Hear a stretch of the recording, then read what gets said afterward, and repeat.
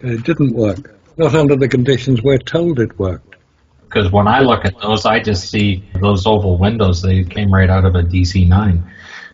It's easier to do something that had been used before. With the rubber seal in there, and they wouldn't work with the rubber seal. There are so many things wrong with it. These professors of physics, these doctors of science, these PhDs, these people who studied science, you'd think they'd have spotted some of these things by now, but no. If they have spotted them, they're not talking about them because they daren't talk about them, because so many people would criticize them, because this story of Apollo is almost holy writ.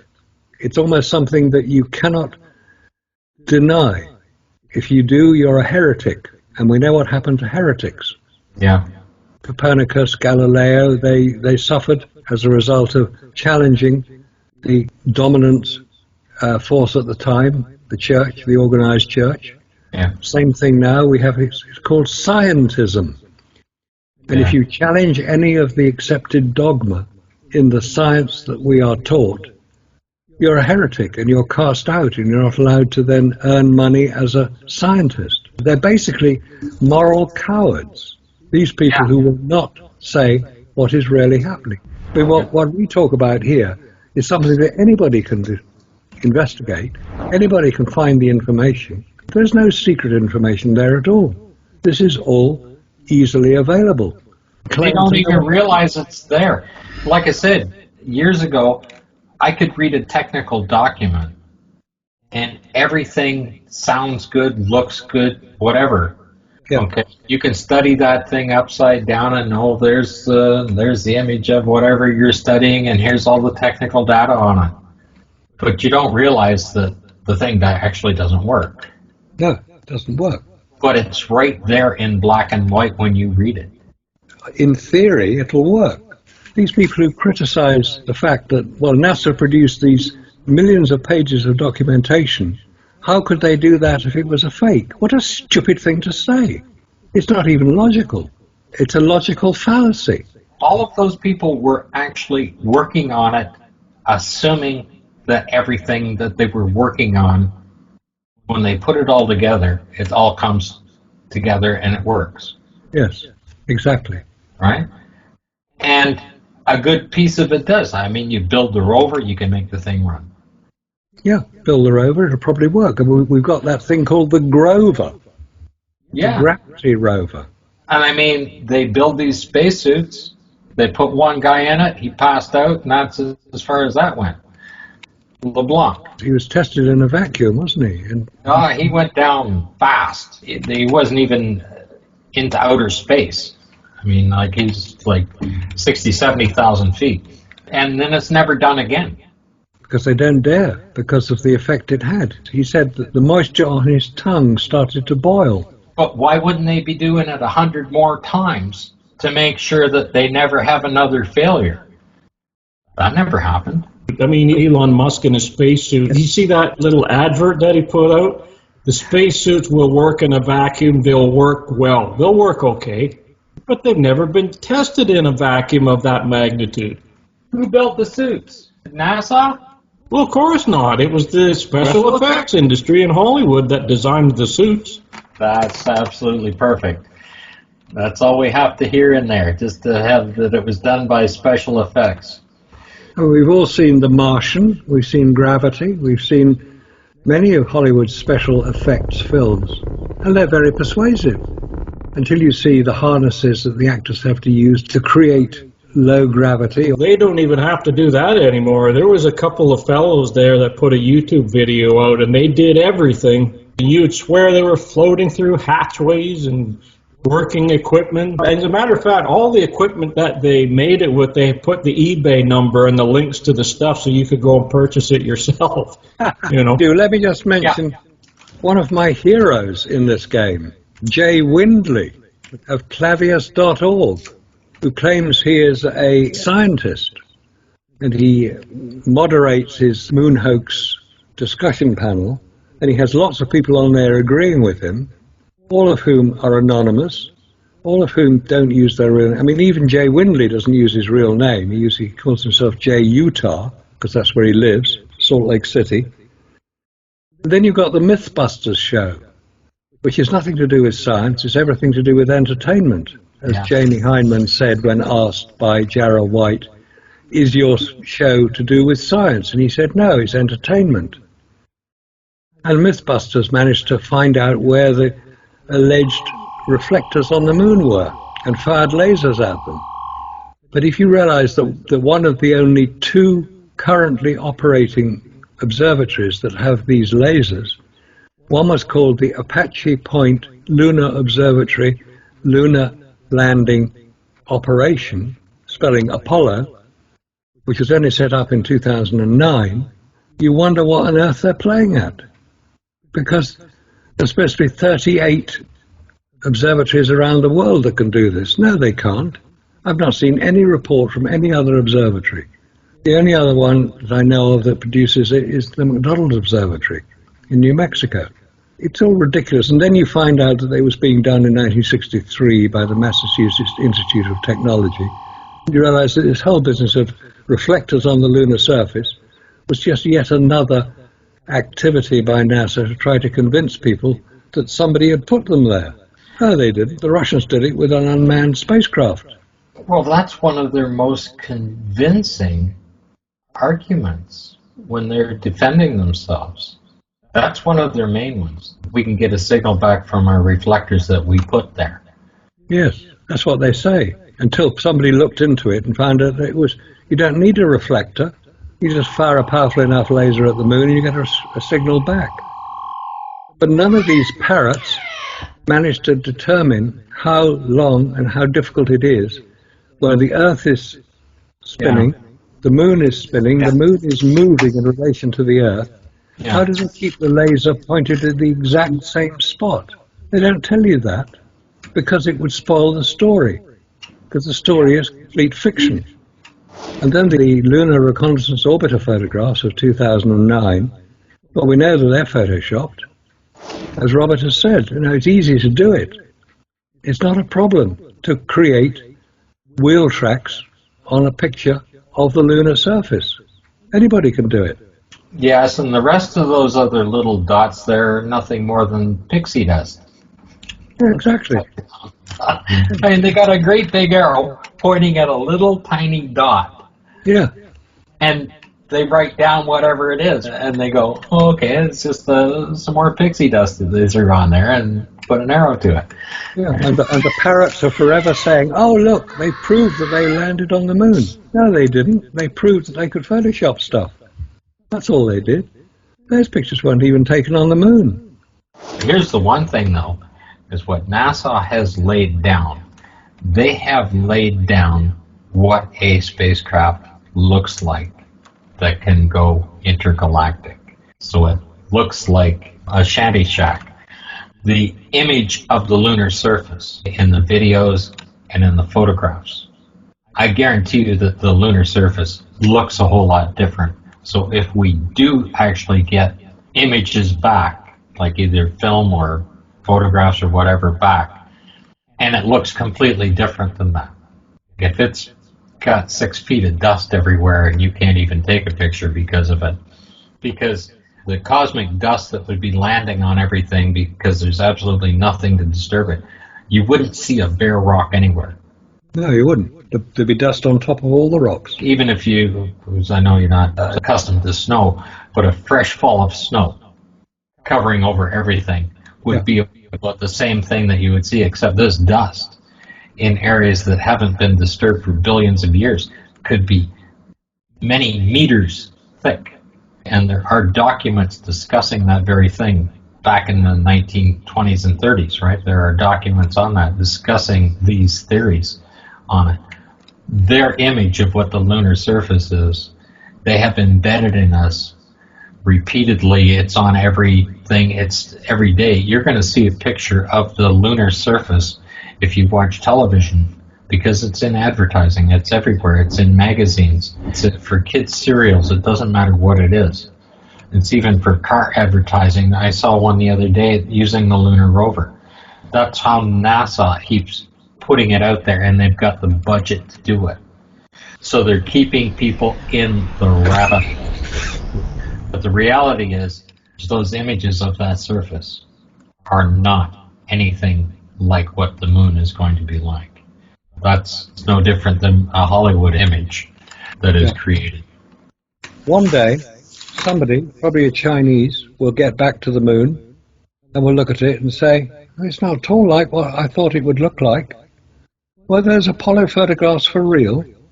And a lot of people will then start wondering about it. And NASA don't dare allow that to happen, which is why they continue to insert themselves into actually every space program around, whether it's the Israeli, whether it's the Indian or the Chinese or the Japanese. NASA has a major input to try to ensure that they don't blow the whistle. They don't expose NASA's fraudulent behavior. But eventually it will happen. Not my lifetime, that's for sure. Yep. Even if they do put something on the moon, they'll say, oh, we're on the far side of the moon, or we're on the poles, or wherever that you can't see with the telescope, right? Oh, it looks different here. We happen to be in this crater because it was unique. Those excuses can only go on for so long, and eventually there will be enough people like us. I mean, maybe we're the pioneers here. We're asking the right questions. We're looking at the right information and asking the right questions. That's called thinking critically, thinking scientifically. We make mistakes. I make mistakes. I'm sure everybody makes mistakes. Just because we make a mistake doesn't mean to say that everything we say is wrong. It isn't. Everything we say can be confirmed. I try not to say anything that I cannot produce the evidence for it. When we say that photographic film cannot work in a vacuum, we can show NASA say the same thing. Exactly. Well, that's one of the biggest things about showing any evidence to it. It's like, those are NASA's photographs. Yeah. Why should anybody become annoyed at me? There's no reason to become annoyed at me. I did not take the photograph. But you know what people are forgetting here is that the article that we put up on the OWLA site with the photography showing what happens, and this is only at around 75,000 feet, and the tint, the hues, the colors wash out, all these kind of strange things happen. And then another film strip, I also gave a 1 second burst of 2 gigs worth of radiation from the microwave oven just to see what would happen, and it's all fogged. Now, if this is what happens at 75,000 feet to film, what is going to happen when that film is out there in values of 10 to the 10 minus 3, minus 6, and you get to the moon, it's minus 11, minus 12, depending on what you read. They say, well, we don't really see that much of a difference, and yeah, well, you can see a difference. You just have to look. What we did was show what happens at 70 to 75,000 feet, and it only takes a little bit of common sense to say, hey, this is what happens, and now what's going to happen when that's on the moon? People, you show them something, and they get upset, but you're showing it from NASA. And if I open up a PDF file and say, look, they've modified it. I didn't modify it, NASA did. They're putting out misinformation on themselves sometimes, I think, so they can get people to argue about it. But in the photographs and in the film footage, NASA produced that. If you want to be upset, get upset with NASA.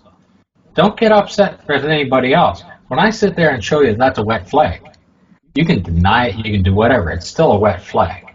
But I didn't take the photograph, and I didn't post it online for everybody to see.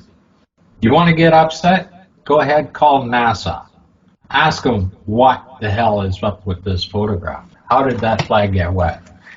Show them that mud on that piece of foil laying on the ground there, all covered and cracked and falling apart, and say, how did you do that? Show them Buzz Aldrin on that thing and show them that there's no control panel inside that model they put up, and say, how dare you have the balls to do that even when you're trying to fake it and simulate it? How dare you get that sloppy with it, right?